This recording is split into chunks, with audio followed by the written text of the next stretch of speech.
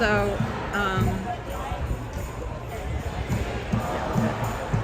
so I'm here. I'm at NYU. I'm standing in an area where there are a bunch of tents, and I'm here talking with someone who kindly agreed to talk with me. We're not going to be on camera, but we're just going to have audio here. But I'm showing some of the art that is up around. How many tents are out here? Maybe 30. About 30 tents, yeah. So those are kind of all around us, and we're next to what building is this? This is the 181 Mercer Building, also called the John Paulson Center, I think, after hedge fund John Paulson. Okay. So tell me about what's happening here. How long has everyone been out here, and what's been going on since you've been here? Oops, sorry. I'm just getting Facebook. Okay, sorry about that. So, NYU students are out here in solidarity with Palestine, in solidarity with Gaza, especially after getting the call from Colombia, but especially from Palestine, that our schools are complicit in the genocide, especially through their investments in weapons manufacturers, but also through study waste sites.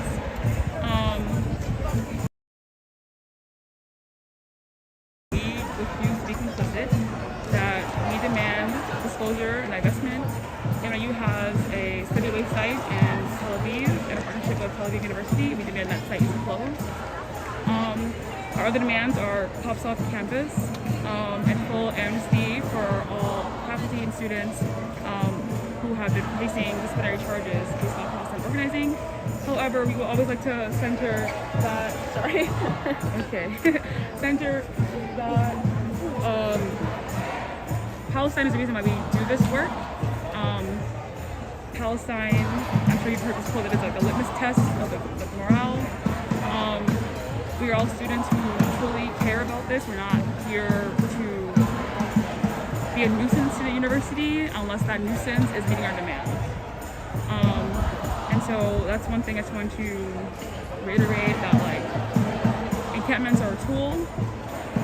Universities are cracking down on them, but we are still here. It's like day 5 or something, and we won't be leaving until our demands are met.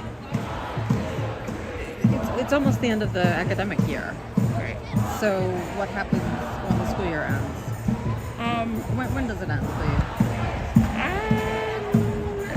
please? I know commencement is May 15th, so a little bit before there. In a couple of weeks, yeah. Within 2 weeks. So what happens if you're still here? Because you haven't been, it looks like they're allowing you to stay here. They haven't brought the police in, as happened at Columbia. Not recently. What happens next is that we keep organizing for Palestine. I'm sure you heard like the chants of popular university, popular education. As much as this is a tool, this is also community building. This is also a political education spot. We know that in order for Palestine to be free, for liberation of all groups to happen, that there has to be a fundamental transformation of our society, and that's what we're working towards. We have our demands, and we also have the wider network of New York City. We have the global call to action for Palestine, and we're all working together with that to make sure that this is not where it ends. It's not ending May 15th. It's not ending at Palestine.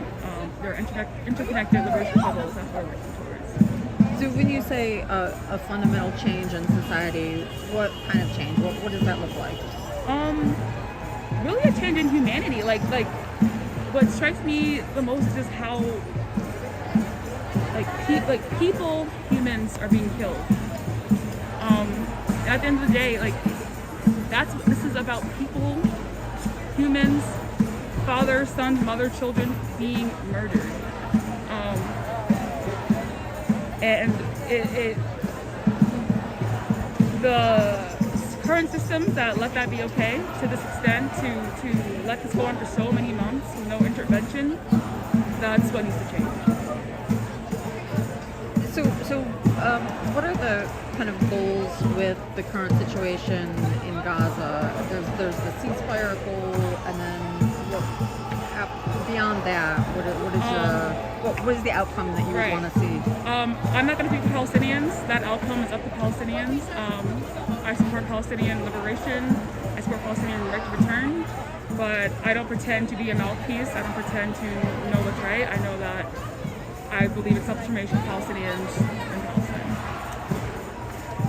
So that doesn't look like anything in particular to you. It's whatever they decide that should look like, whether it's a one-state solution, two-state solution, whatever kind of government. Like, you would be okay with any kind of outcome that they.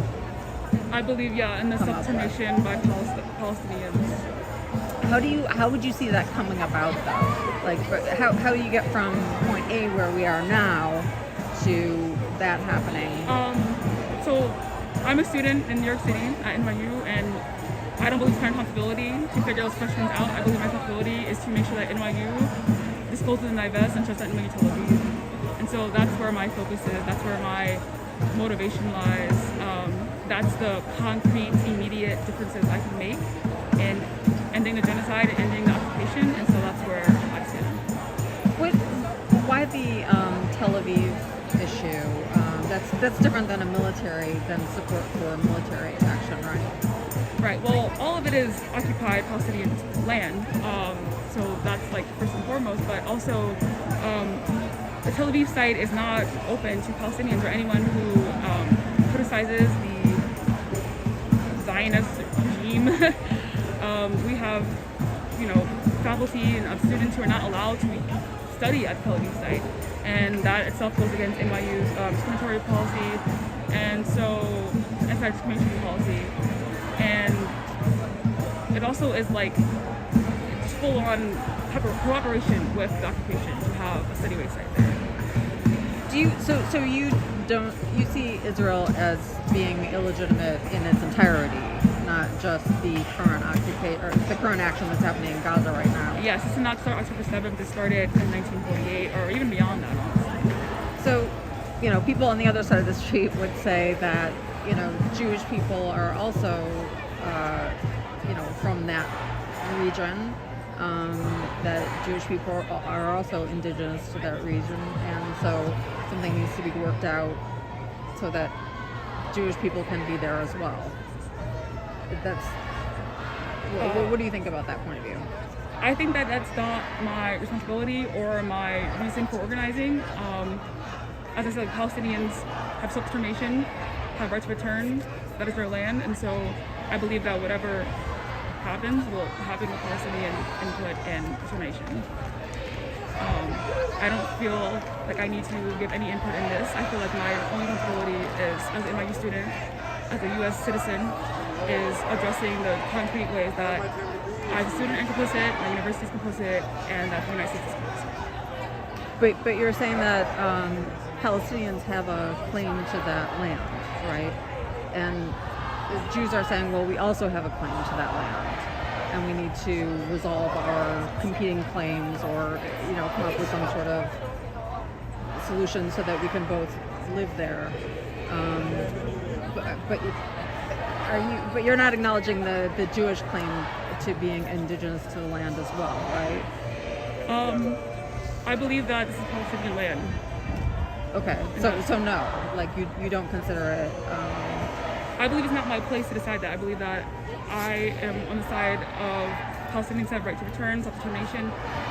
I believe that I'm sure there are like a bunch of different people who claim indigeneity to a bunch of different places, but I'm here to call Palestinians. Okay.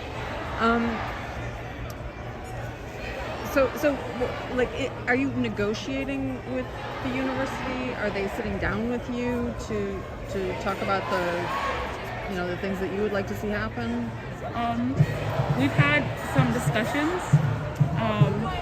We're still having discussions, but we have been adamant that our demands are our demands, and that we are in this space, we are taking back our university, we are doing public education, all this because our demands are not being met, because the university is not acting as a university but as a corporate business. And so until our demands are met, we're here in this space until that.